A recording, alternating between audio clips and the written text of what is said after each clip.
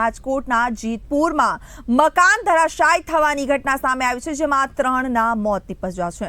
ત્યારે ચાપારાજની બારી વિસ્તારમાં 2 મકાન ધરાશાયી થયા હોવાની જે ઘટના છે તે બનવા પામી છે અને 2 બાળકી અને એક વૃદ્ધાનું સારવાર દરમિયાન મોતના સમાચાર સાંપડ્યા છે। સ્થાનિકો તથા નગરપાલિકા દ્વારા હાલ રેસ્ક્યુની જે કામગીરી છે તે હાથ ધરાઈ છે અને ધારાસભ્ય જયેશ રાદડિયા ઘટના સ્થળ પર પહોંચ્યા હતા। ત્યારે ધરાશાયી થયેલા મકાનોને અંદાજે 100 વર્ષ પૂર્ણ થયા હોય જેથી કરીને તે ધરાશાયી થયા હોવાનું સામે આવ્યું છે અને આ મકાન ધરાશાયી થતા હાલ જે મૃત્યુના જે સમાચાર સામે આવ્યા છે જેને લઈને આસપાસ અરેરાટી વ્યાપી જોવા પામી છે। ધારાસભ્ય જયેશ રાદડિયા પણ આ ઘટના સ્થળ પર પહોંચી ચૂક્યા હતા। ત્યારે સૌથી મોટી ઘટના કહી શકાય, જેતપુરમાં મકાન ધરાશાયી થતા 3 લોકો મોતને ભેટ્યા છે। મકાનમાં દટાઈ જવાથી આ 3 લોકો મોતને ભેટ્યા છે। ત્યારે ચાપારાજની બારી વિસ્તારમાં આ ઘટના બનવા પામી છે અને આ ઘટનામાં 2 બાળકી અને એક વૃદ્ધાનો સમાવેશ થયો છે, જેઓને સારવાર લઈ જવા દરમિયાન જ તેઓ મોતને ભેટ્યા હતા અને સ્થાનિકો તથા નગરપાલિકા દ્વારા રેસ્ક્યુની જે કામગીરી છે તે હાથ ધરવામાં આવી છે।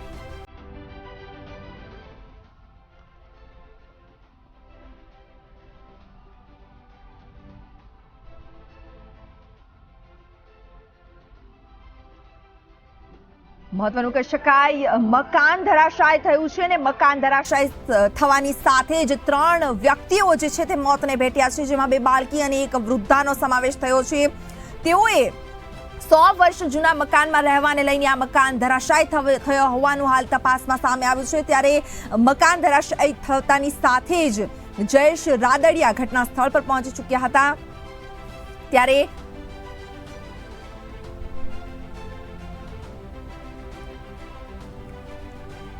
આ ઘટનાની વધુ વિગત સાથે આપણી સાથે સંવાદદાતા જોડાઈ ચૂક્યા છે। જી ચેતન, હાલ આ જે ઘટના બનવા પામી છે રાજકોટમાં, જે મકાન ધરાશાયી થયું છે, શું છે સમગ્ર વિગત? જૂનું જે મકાન છે જે તો ધરાશાયી રહ્યું છે, એકી સાથે 2 થી 3 જેટલા મકાન છે તે ધરાશાયી થયા છે। આ ઉપરાંત વાત કરવામાં આવે તો તેની અંદર 8 જેટલા લોકો દબાયા હતા, તેવા પણ સમાચાર મળ્યા હતા। તુરંત જ નગરપાલિકા, ફાયર બ્રિગેડ, મામલતદાર અને ધારાસભ્યની ટીમ છે ત્યાં પહોંચી ગઈ હતી અને અત્યારે જે રાહત કામગીરી છે તે કરવામાં આવી રહી છે। તો 3 જેટલા લોકોના રેસ્ક્યુ કરવામાં આવ્યા હતા। હજુ પણ કેટલાક લોકો અંદર દટાયેલા છે અને 3 લોકોના મૃત્યુ પણ થયા છે, જેમાં નાના બાળકોનો પણ સમાવેશ થાય છે।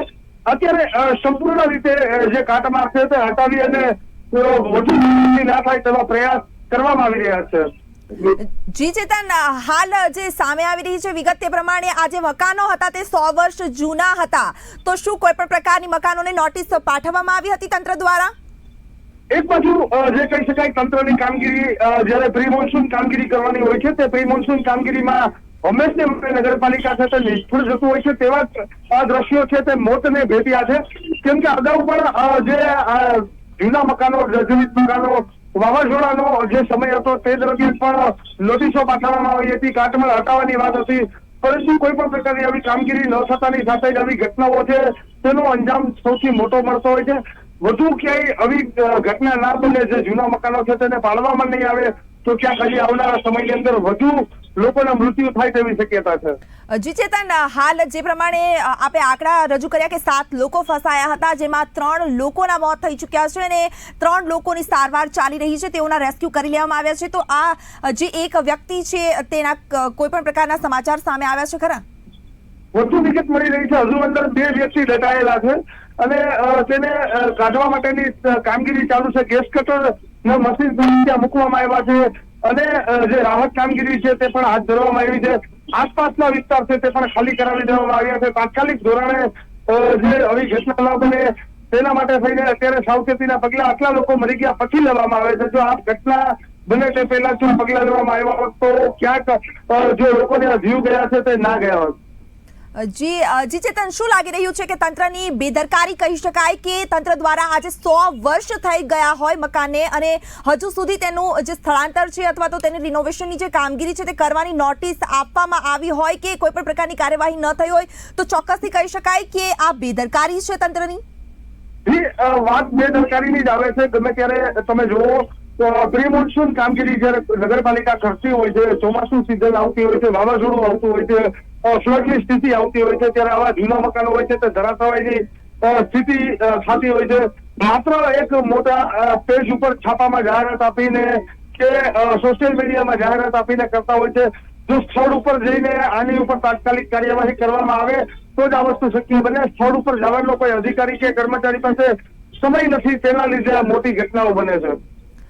જી ચેતન, સમગ્ર વિગત બદલ આપનો આભાર. ત્યારે હાલ જે ઘટના સામે આવી છે જેમાં જે જર્જરિત થઈ ગયેલા મકાનો હોય, 100 વર્ષ જૂના મકાનો હોય, ત્યારે ચોક્કસથી કહી શકાય કે તંત્રની બેદરકારી છે અને સાથે સાથે આ મકાન ધરાશાયી થવાની સાથે સાથે 3 લોકોએ પોતાનો જીવ ગુમાવ્યો છે, જેમાં 2 બાળકોની સાથે એક વૃદ્ધાનો સમાવેશ થયો છે અને 3 લોકો મોતને ભેટ્યા છે આ મકાન ધરાશાયી થવાની સાથે.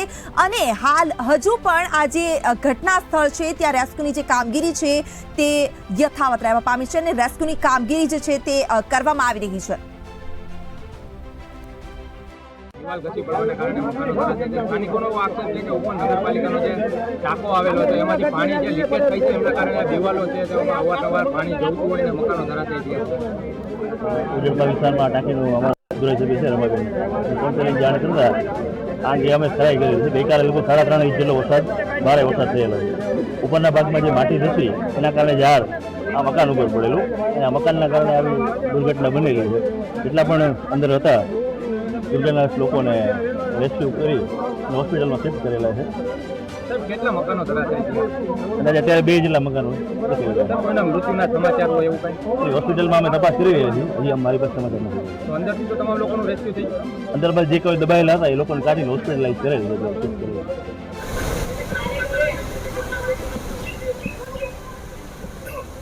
જેતપુરમાં જે લગભગ બપોરના 3 વાગ્યાની આસપાસ અંદાજે ઉજળપા વિસ્તારની અંદર એક મકાન ધરાશાયી થયું છે. દિવાલની આસપાસમાં માટી ઘૂસવાથી, પાણી આવવાથી ત્યાં મકાનની દિવાલ ધરાશાયી થઈ છે અને અંદાજે 8 જેટલા વ્યક્તિઓ આ દિવાલ પડવાથી નીચે દબાઈ ગયેલા હતા. એમાંથી તમામ નગરપાલિકાની ટીમ, સેવાભાવી સંસ્થાઓ અને આસપાસના લોકો સાથે મળી અને તમામ લોકોનું રેસ્ક્યુ કરવામાં આવ્યું. એમાંથી તમામ લોકોને અત્યારે સિવિલ હોસ્પિટલ ખાતે લાવવામાં આવે છે અને એમાંથી 3 વ્યક્તિઓના અત્યારે મૃત્યુ થયા છે. એટલે 2 નાની બાળકીઓનો સમાવેશ થાય છે અને 1 મોટી ઉંમરના 3 વ્યક્તિઓનું મૃત્યુ થયું છે, જ્યારે 5 વ્યક્તિઓની ટ્રીટમેન્ટ નાની મોટી જાતિની સારવાર ચાલી રહી છે. ખૂબ જ માટે દુઃખદ ઘટના છે. મારી સંવેદના વ્યક્ત કરું છું અને એ પરિવારની સાથે મારી સંવેદના છે. અને અત્યારે ને બીજી વધારાની ટ્રીટમેન્ટ જે 5 લોકો છે એની અત્યારે એક્સરેથી લઈને ટ્રીટમેન્ટ જેટલું સિવિલ ખાતે ચાલી રહી છે. સહાય મળે માટે અમારી રજૂઆત થશે, સહાય 100% મળશે. પણ અત્યારે જે પરિસ્થિતિ બની, નાની બાળકીને ત્યાં કીધું કે ખૂબ દુઃખની વાત છે, દુઃખદ ઘટના છે.